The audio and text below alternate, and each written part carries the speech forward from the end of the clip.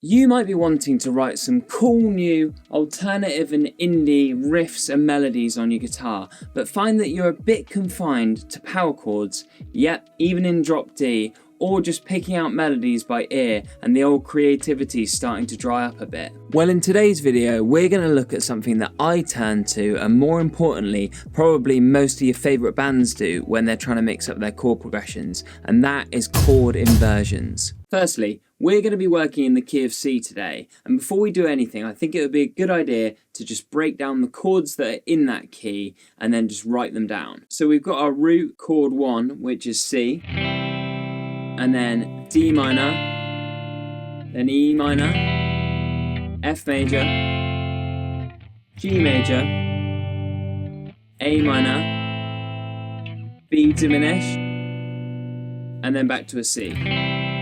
Okay, so now we've got that out of the way, we can start to have a look at these different inversions. And for the demo purposes here of the different inversions, we're going to use the chord of C, and it's based around the triad, which is the first, the C, the third, the E, and the fifth, the G, which obviously make up this sound when you play them together. Obviously there, we had the root of the chord, the C, as the bass. So you had the C, then the E, and then the G, 1, 3, 5.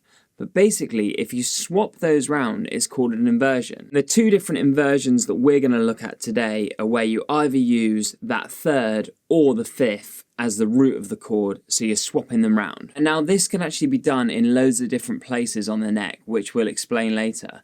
But I think it would just be a good idea to hear how they both sound. So if you use the third as your root, that's what's known as a first inversion. And so this is a first inversion for a C chord here. I'm fretting the 7th fret on the A string and then barring the 5th fret from the D to the B strings, and it sounds like this.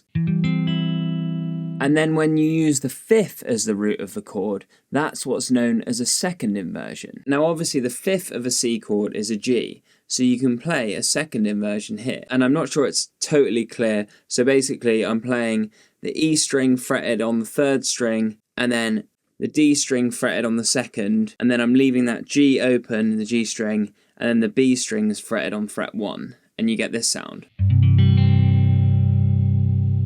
This might sound a little bit counterintuitive, but I personally think that we should look at the second inversion first, and that's purely because I think it's really good for rhythm guitar playing, and I hear a lot of other bands' style of music when you use these second inversions. I like to use the second inversion in a couple of ways for rhythm guitar playing, and the first is basically what I showed you a minute ago with that shape that's almost like an E major shape, but starting at the top of the E string. As it's a second inversion, we've got our 5th on the root, and our second note is the C, the root of the chord, and then the third note is, in this case, the major third. But if you move up the scale of the key you're in this case C, you can basically move this shape up and down the neck. And now obviously for the major chords, you can keep that shape, the E shape, but for the minor chords, you just need to drop that third down to the minor third. One of the songs that utilises this inversion is actually The Killing Moon by Echo and the Bunnymen. It sounds so cool because it goes from the E minor to the C, but instead of playing the C in a normal way, they use that inversion.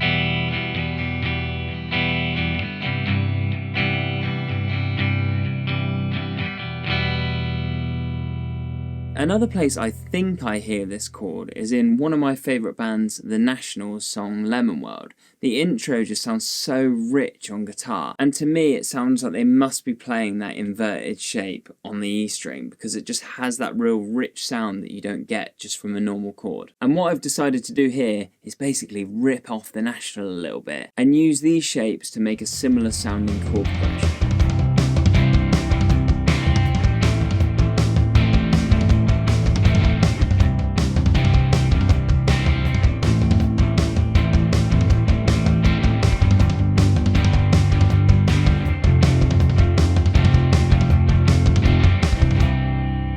And the second way I like to use this, I'm not even sure you could actually call this a second inversion, because I like to basically take a power chord. So here, if you're going to play a C on the A string as a power chord, you'd start on fret 3 on the A string, and then fret 5 on the D string, and then I always like to add in the octave as well on the G string, so again fret 5. But to invert this as a second inversion, if you can call it that without the third, you basically just bar over the top on the G on the E string, and it gives you this really cool sound that I think sounds really kind of angsty and a bit dark.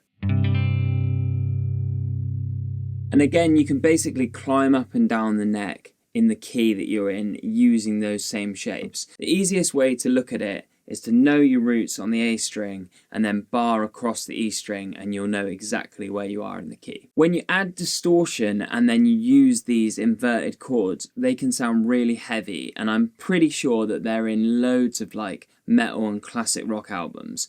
And actually, in my band, we use it to separate the guitars. If we want something really heavy, we'll have a guitar that's like tuned down to drop D or something, playing the chords in drop D. And then we'll have another guitar in normal tuning and we'll play these shapes. We actually call it adding metal. And then when you hear them together, they just sound awesome. So I think to demonstrate this, it would be a good idea to stick on way too much fuzz and play something with these inverted shapes.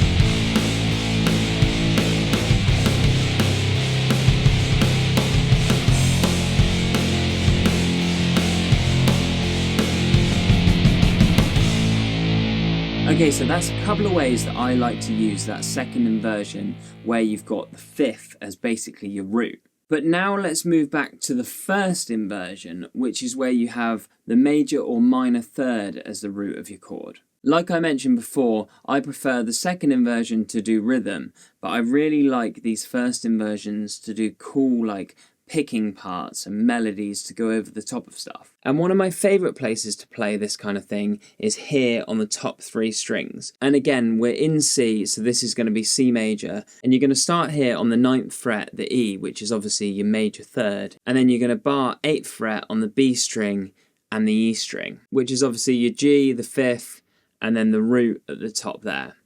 And it sounds like this.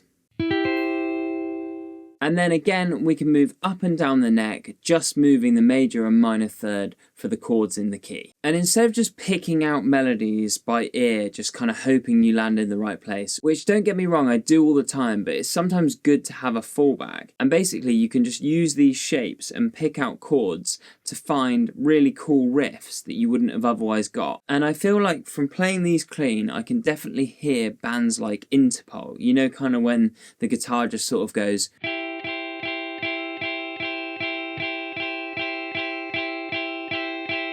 and then they'd sort of move to another chord, but the bass would have stayed on that chord, and it just sounds really cool. But as I was looking to make this video, when I was playing around with those first inversions, the artist I kept hearing was Mac DeMarco. I think something about how they sound when they move up and down, especially with a little bit of chorus, can definitely get you in the ballpark of Mac DeMarco's sound.